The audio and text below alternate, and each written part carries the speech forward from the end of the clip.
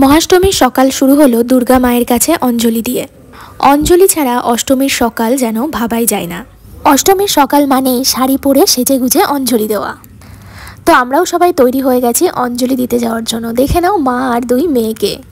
সন্ধ্যাবেলা আমরা বেরিয়েছিলাম একটু ঠাকুর দেখতে। প্রথমে চলে গেছিলাম আমাদের কৃষ্ণনগর রাজবাড়িতে।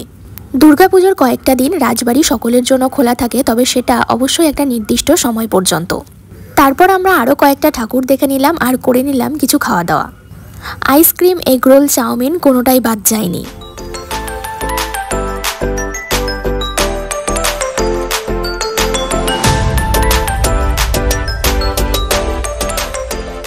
ঘূর্ণির তরুণ সঙ্গে ঠাকুর দেখে আমরা চলে গেলাম পাত্র মার্কেটের পুজো দেখতে। পুজোর কয়েকদিন প্রত্যেক সন্ধ্যায় এখানে সুন্দর সুন্দর প্রোগ্রাম হয়, কিন্তু আমাদের আসতে দেরি হয়ে যাওয়ায় আমরা সেই প্রোগ্রাম আর দেখতে পারিনি। তবে প্যান্ডেলটা বেশ সুন্দর করেছিল। ঠাকুর দেখে সোজা চলে গেলাম বাড়িতে। এইভাবেই কাটলো আমাদের অষ্টমীর সন্ধ্যা।